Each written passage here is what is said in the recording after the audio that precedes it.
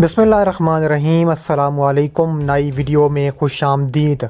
बड़ी breaking news, बड़ी ख़बर आपके सामने मैं रखने जा रहा हूं कि गज़ा में इज़राइल का छठा हमला भी फ़ेल हो गया। हमास इज़राइल जंग तूल पकड़ने लगी। नेतन्याहू गुस्से में आ गए। जंग मस्जिद अल-अक़सा की जानिब बढ़ने लगी। वीडियो की तफ़सीलात में आगे बढ़ने से पहले हमारी वीडियो को लाइक कर दें, चैनल को सब्सक्राइब करके बेल आइकन पर ज़रूर क्लिक कर दें। बड़ी ब्रेकिंग न्यूज़ सामने आ रही है कि इज़राइल ने एतराफ़ किया है कि उसका हमला एक बार फिर पूरी शिद्दत से नाकाम हुआ है। इज़राइली फ़ौज के एहलकार का कहना है कि गज़ा में ज़मीनी कार्रवाई के दौरान हमारे 15 एहलकार एक घंटे में मारे गए। एक ऐसे वक्त में जब इज़राइल ने गज़ा में अपनी ज़मीनी कार्रवाई का दायरा वसी कर दिया है। इज़राइली फ़ौज ने ऐलान किया कि पट्टी में जारी लड़ाइयों में उसके 15 फ़ौजी एक घंटे में मार गिराए गए। फ़ौज के एक तर्जुमान ने बताया है कि गज़ा की पट्टी में मंगल से जारी फ़ौजी कार्रवाई में 15 फ़ौजी हलाक हो गए। अल-क़स्साम ब्रिगेड्स ने जुम्मे को ऐलान किया था कि उन्होंने इज़राइल के जनूब मगरिब में एर्स के मगरिब में एक इज़राइली फुट फोर्स को हैरान कुन धचका दिया है।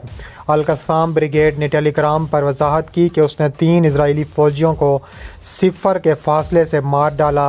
अल-क़स्साम ने यह भी इतला दी कि उसने गज़ा के शुमाल मगरिब में एक इज़राइली कमांड सेंटर पर मार्टर गोलों से बमबारी की है। बाद में ऐलान किया गया कि उसने शहरियों के खिलाफ कत्लेआम के जवाब में तुल अबीब पर बमबारी की है। अल-क़स्साम ब्रिगेड्स ने यह भी कहा है कि उन्होंने अबू मुतीबक मिलिट्री साइट के अंदर हमला किया और मरकज़ी मुशाहिदाती और मवासलाती टावर को गिराने में कामयाब रहे। अल-क़स्साम ब्रिगेड्स ने पहले इतला दी थी कि इसके जंगजुओं ने गज़ा की पट्टी में बैत ख़ानून में एक इमारत के अंदर तैनात 4 इज़राइली गाड़ियों को तबाह कर दिया, प्यादा फ़ौज के एहलकार को ख़त्म कर दिया।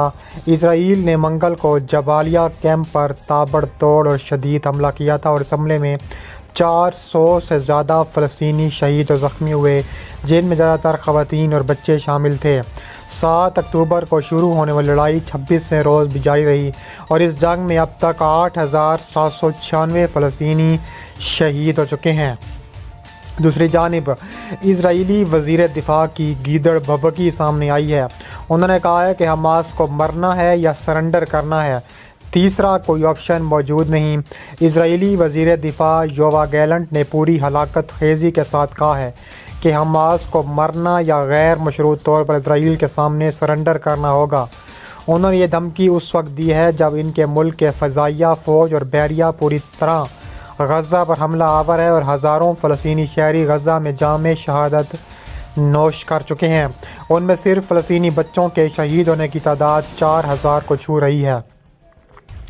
इज़राइल की इस अंधी बमबारी से गज़ा की तबाही इस हालत पर पहुंच चुकी है कि गज़ा के वाहिद कैंसर अस्पताल समेत 35 तमाम अस्पतालों से तकरीबन निस्फ अस्पताल बंद हो चुके हैं।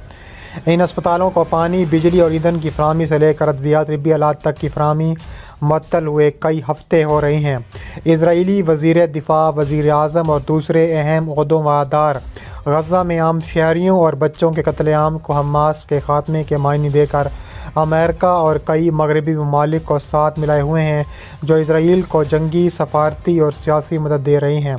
इस सिलसिले में अमेरिकी वज़ीर ख़ारजा एक बार फिर मशरिक़ वुस्ता और टर्की के दौरे पर पहुंच रहे हैं ताकि खित्ते के मुल्कों को इज़राइल के बारे में खामोश रहने पर कायल करते रहें और ज़्यादा दबाव भी रख सकें, जबकि सलामती कौंसल में जंग बंदी से मुतल्लिक़ आने वाली हर करारदाद को वीटो कर रही हैं।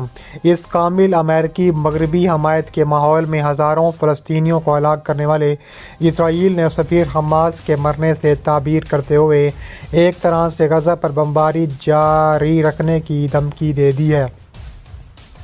इज़राइली वज़ीर दिफ़ा ने बुध के रोज़ अपनी तकरीर में कहा है कि हमास के मरने या सरेंडर करने के 2 ऑप्शंस के अलावा कोई तीसरा ऑप्शन मौजूद ही नहीं है। इस दौरान वज़ीर आज़म नेतन्याहू भी आखिरी वक्त तक गज़ा पर बमबारी जारी रखने का मौक़िफ़ का अदा कर चुके हैं।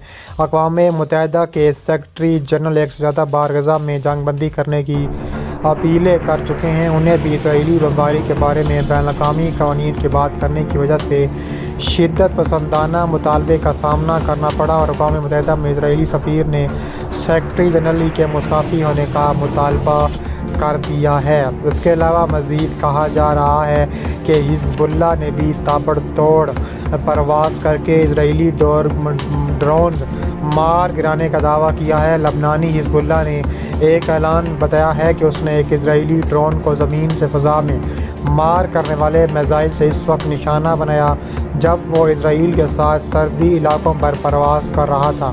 بیان میں مزید کہا گیا ہے کہ میزائل براہ راست ڈرون سے ٹکرایا جس کی وجہ سے وہ فوری طور پر گر کر تباہ ہو گیا۔ اس کے علاوہ اسرائیلی فوج کے ایک ترجمان نے دعویٰ کیا کہ قابض فوج نے لبنانی سرزمین کے اندر حزب اللہ کے انفراسٹرکچر اور ٹینک شکن میزائل لانچنگ سائٹ پر بمباری کی ہے۔